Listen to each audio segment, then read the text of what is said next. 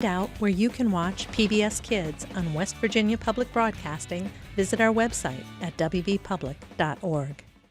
You count on public broadcasting to bring you educational programming to learners young and old. Did you know we have even more resources available to help teachers and students from preschool through high school? PBS Learning Media is a free service that offers thousands of learning materials to help you continue to learn. There are lessons from Daniel Tiger as well as Ken Burns.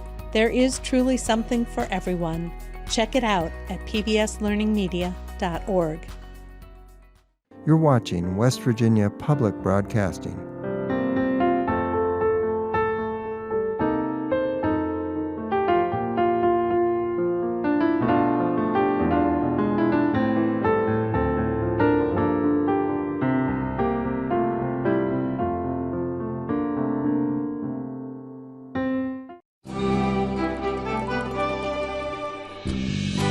From West Virginia Public Broadcasting. Support for the Legislature Today is provided by Marshall University, with more than 100 degree programs offered in 4 locations and online. More about the Marshall family at marshall.edu. West Virginia University, a land-grant, space-grant, R1 research institution. Learn more at wvu.edu.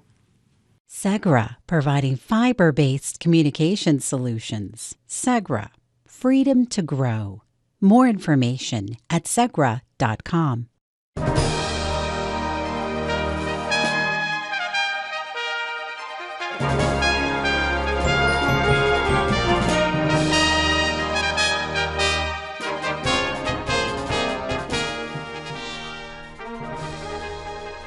Welcome to the Legislature Today. I'm Dave Mistich.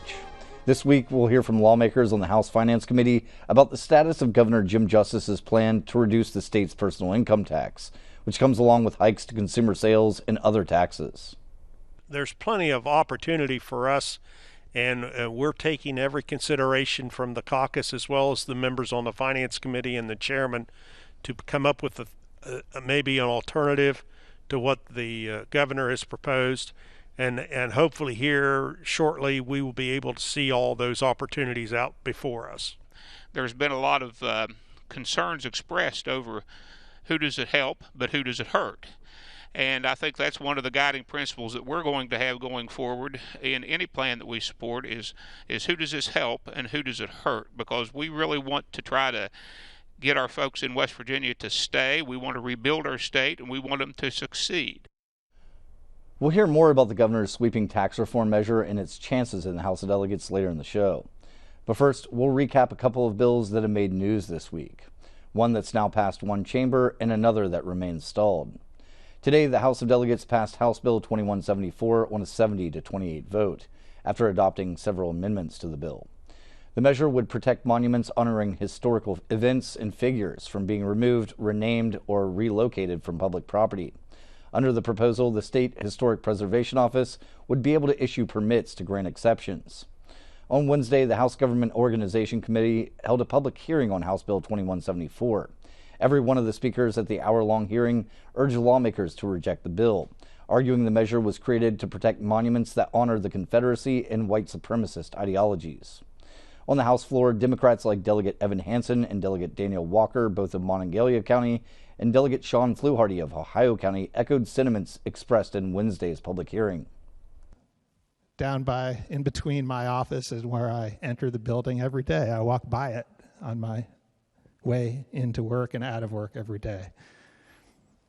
And I'm not happy that it's there. I wish we could remove it and place it in a museum. That's where I think it belongs. It offends me that that bust is placed in a position where it's sanctioned by the state of West Virginia and honored by the state of West Virginia instead of treated as a historical monument. The red button will stop the hate. The red button will elevate the voices who opposes this bill. The red button will illustrate that you in our state denounce white supremacy. The red button will acknowledge that slavery was wrong and is wrong. The red button will move our state forward so West Virginians can stay, rebuild, and succeed. But let's talk about the green button. The green button will promote hate in our state. The green button will celebrate the years of oppression of free labor, hangings, beatings, shackles, and chains.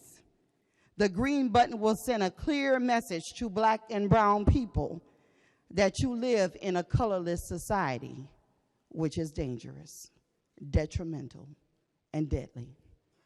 A green button will congratulate the losing team.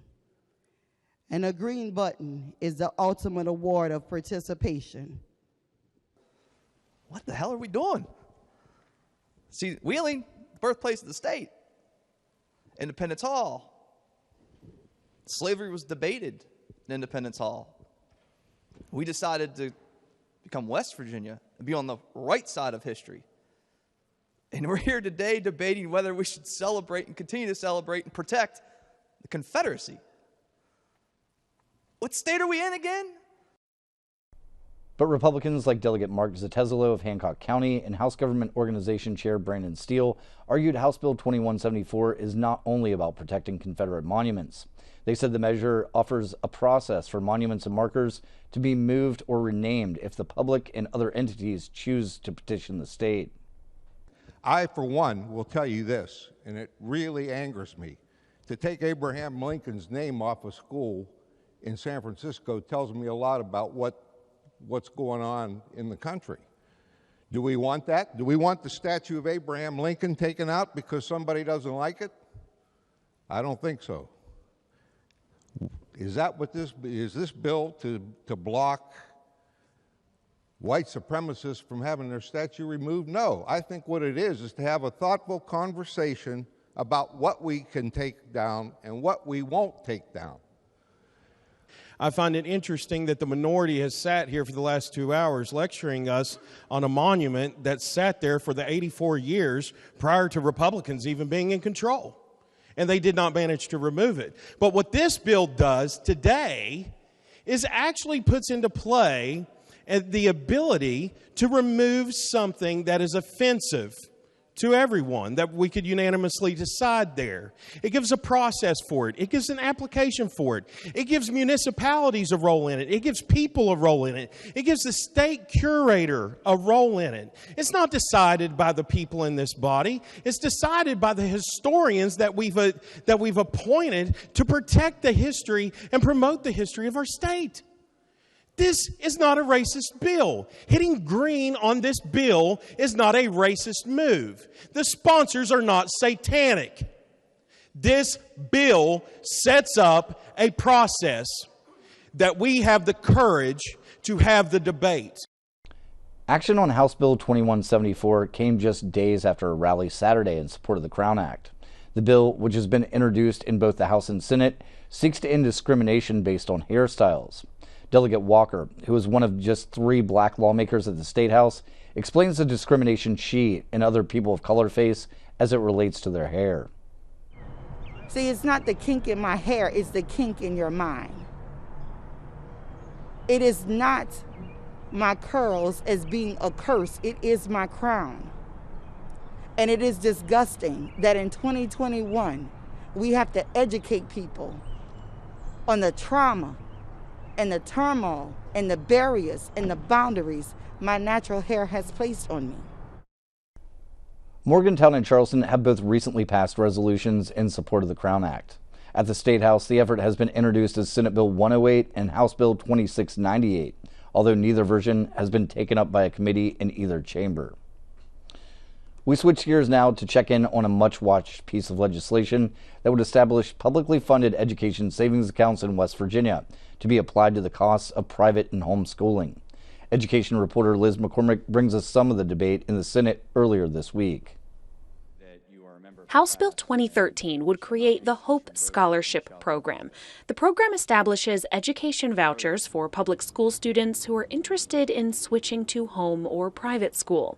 A student could receive a roughly $4,600 voucher per year based on the current state school aid formula. These vouchers would be used for things like tuition at a private school, tutoring, or an after-school program. The bill also says that if less than 5% of students take part in the program in its first year, then in 2026, the program would open to all current West Virginia private and homeschool students, regardless of whether that student ever attended public school. If that happens, it could cost about $100 million a year if all private and homeschool students took part, according to the West Virginia Department of Education. Senator Amy Grady, a Republican from Mason County, who is a public school teacher and has voted alongside Democrats at times on education-related legislation, spoke in favor of the bill. Grady says she'd been on the fence about how she would vote, but ultimately voted in support, pointing to a student she taught with severe dyslexia. I often wonder what happened to him as he moved on through bigger schools and people didn't really understand what he needed. And I thought about more students that could affect. She argued that having access to an ESA could have given her student more options. That clarity to me, thinking about that student and the difference that I made and the difference that something like this could make in his life and lives of students like him, makes me think twice. Most Republicans have argued the program would ensure an even playing field for all West Virginia students and gives families choice. But Democrats have argued the bill is costly and would negatively affect funding for public education. Senator William ELEGISLATURE, a Democrat from Ohio County, called the bill financial recklessness. We can't be lulled into believing that the financial picture in the state of West Virginia is better than it really is. It's not. It's flat. Employment is flat. Revenue's flat. He went on to say the legislature should tread cautiously. So I'm not standing up here in opposition to the concept of an ESA, which I know exists in a handful of other states. What I'm saying is that if we're going to go down this path, we should be careful. Democrats have also pointed to concerns over discrimination. Minority Leader Stephen Baldwin of Greenbrier County spoke against the bill, saying its reach is too broad and doesn't ensure that any student, regardless of background, could receive it. This particular bill is not a targeted bill. It's wide open. So it doesn't target the aid towards the students who need it the most. A student who needs it the most could be denied admission in the first place because they're a problem student, because they're disabled, because they have a lifestyle that isn't agreed to by the folks who are admitting those students. But Republicans in support of the bill say private schools are held to the same state and federal laws as public schools and must accept anyone. Senate Education Chair Senator Patricia Rucker of Jefferson County says the Hope Scholarship Program would be no different. You know, this legislation actually is open. It understands and accepts that there is a diversity in our state. It understands that people come from all walks of life. It contemplates that if that child is not being served, and it doesn't matter how much money the parents make, it doesn't matter what the child's particular demographic is, where they are in the state, it doesn't matter their background, it doesn't matter their ability. What matters in this legislation is you are not thriving and you are looking for help. And we are giving them an option. House Bill 2013 passed the Senate 20-13, with Republican Senators Bill Hamilton of Upshur County and Eric Nelson of Kanawha County voting against the measure. For the Legislature Today, I'm Liz McCormick. Now we go to the state capitol for a conversation with House Finance Vice Chair Vernon Criss of Wood County and House Finance Minority Chair Brent Boggs of Braxton County. Gentlemen, thanks for joining us today. Thank you for having us. Thank you, Dave. All eyes over the past few weeks have been on Governor Jim Justice's plan to reduce the state's personal income tax by 60% for all filers.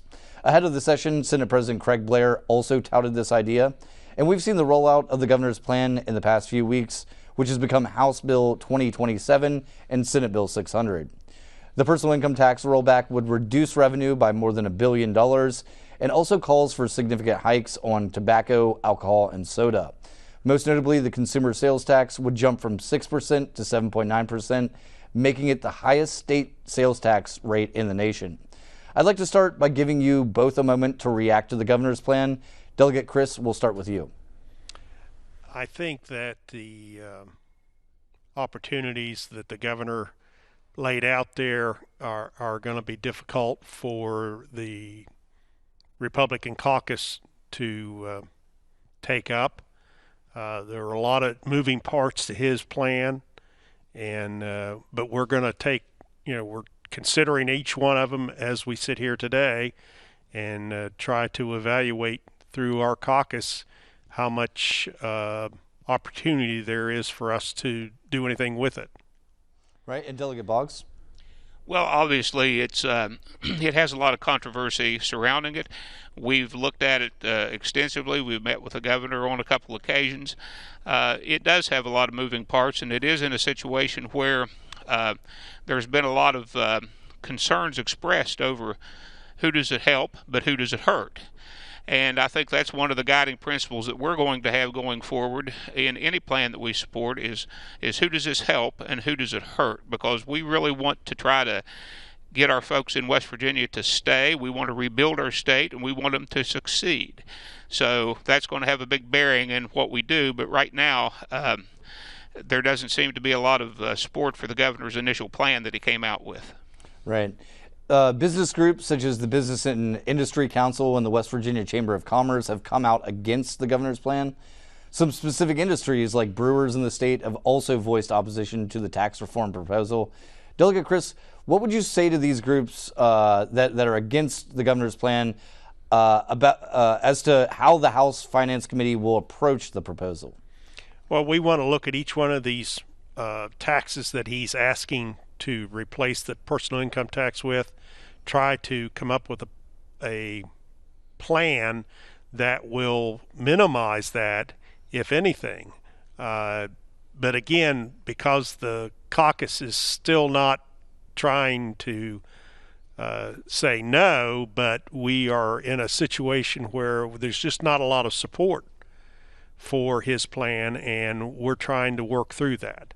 And Delegate Criss, are there any particular sticking points early on, or is it, all sort of fair game at this point? I think it's all fair game. The professional sales tax things have a lot of problems for a lot of us. I know that in the banking industry that my family is involved in and has been for over 80 years, there's a lot of consternation to what he has asked for. And it's going to be very delicate to the banking industry if this proceeds. Delegate Boggs, Democrats, of course, are far outnumbered in the makeup of the Finance Committee and also on the House floor. What does the minority plan to offer to this proposal? And are you feeling as though the supermajority Republicans are giving you all an opportunity to weigh in? Well, once we get the proposal out in front of us that we can actually see the proposal, I hope my good friend and the chairman will allow us to weigh in and offer some meaningful proposals. But we also want to focus on some of the areas that that we can look at that might help keep some of the folks in West Virginia that we're trying to address. I mean, it's all about population and growth right now, and we're, other than a couple areas of the state, we're suffering from a lack of growth and population loss. So I think that things like how can we target our college graduates with possible tax credits, vocational school graduates with tax credits to stay instead of leaving the state, jobs to help them stay here, our professionals with nurses, our teachers, our seniors. There's a number of different things like that we can do, that we can maybe target specific groups and then expand on that. But I think we've got some opportunities to work together, because I believe that the best piece of legislation that you can always have is a bipartisan piece of legislation. And Delegate Criss, on your side, is there any number of ideas like the ones that Delegate Boggs offered there? Yes, there's plenty of opportunity for us, and we're taking every consideration from the caucus as well as the members on the Finance Committee and the chairman to come up with maybe an alternative to what the governor has proposed. And hopefully here shortly we will be able to see all those opportunities out before us.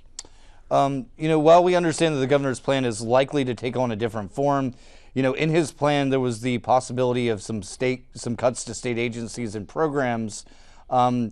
Is that possible in the budget? Given the proposal that the governor's put out, but also what you guys might come up with yourselves. Well, I can tell you that he proposed a general $25 million cut to the budget, but he didn't get specific in his answers. And so therefore, he said for us to try to find those, and we'll have to take that as an opportunity to try to help find those things. Delegate Boggs, you want to weigh in on the possibility of any cuts to state agencies? Well, that's always the most troubling aspect of any budget, and certainly a comprehensive proposal that deals with taxes, that where you're planning to cut sales, you're cutting income tax, but then making it up in other places. I just don't believe that we can cut higher ed. I don't believe we can cut public ed. There's some bills that are running that are going to already take money out of public ed. So I think that we've got to be very, very cautious that we don't hurt people that we're trying to help on one hand, but we're actually hurting them on the backside. Delegate Criss, I want to continue down that line on the budget.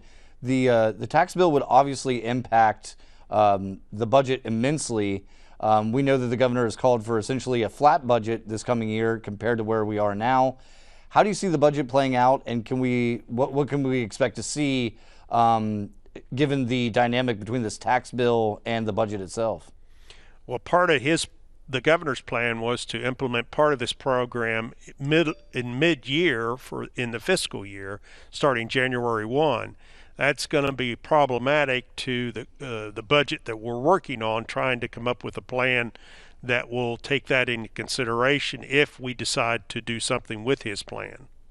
Delegate Boggs, any thoughts on the governor's budget proposal and what West Virginians should be keeping an eye on as this session heads toward a close? Well, I think some of the most, while we've had a lot of controversial bills and a lot of things that have happened in the first 30 days of the session, this last half of the session, I think most of it is going to revolve around the budget and some other issues. But I think that we need to be very careful and very cautious because, like my friend from Wood mentioned, we have to watch out and make sure that we don't do something on one hand. Everybody wants to jump on the tax cut train. No one wants to be left off of it, but we've got to be very careful of where that train is going. If we're not very cautious, then we're going to get ourselves in a budget issue that we may wish we had gone another direction. I want to follow up with that, what you said there, and ask you, Delegate Criss, about this year's budget. From what we understand, didn't have the 6-year outlook as it has in years past, and I think that there's a lot of people worried about not having that look ahead. Do you see that being a problem in putting together this year's budget? Based on the governor's proposal? No, I don't think so. We're watching the revenues as we always do on the current budget and the trending on it to be able to project what we will need for next year. And then based upon his revenue estimates for next year and the flat budget that he produced to us, I think we'll be able to come up with a situation where I think everybody will be comfortable, provided what we do with his tax cut and interfere with the second half of the fiscal year. Delegate Boggs, any concerns about the future of the state's budget? Well, I think as we talk about tax cuts in the state's budget, we need to be very, very aware that if we do anything going forward with taxes, it might involve triggers.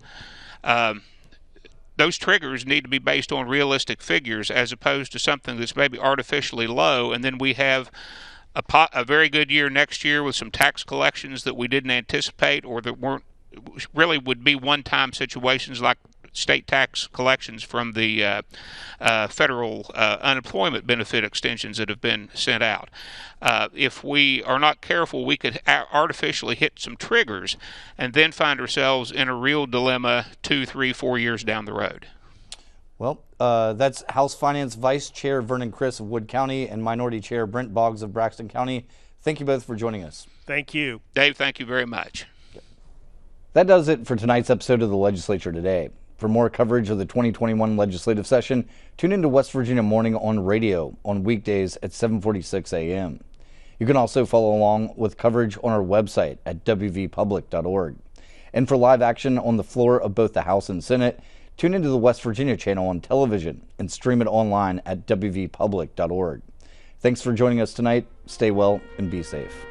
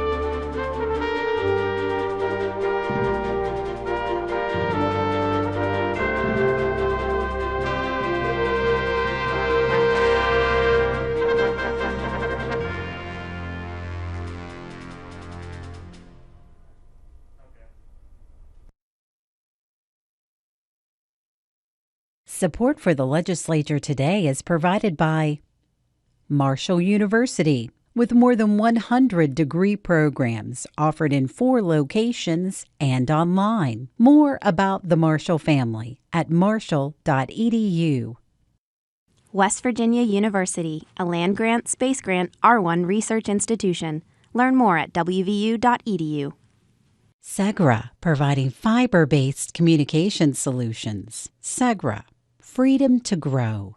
More information at segra.com. You're watching West Virginia Public Broadcasting.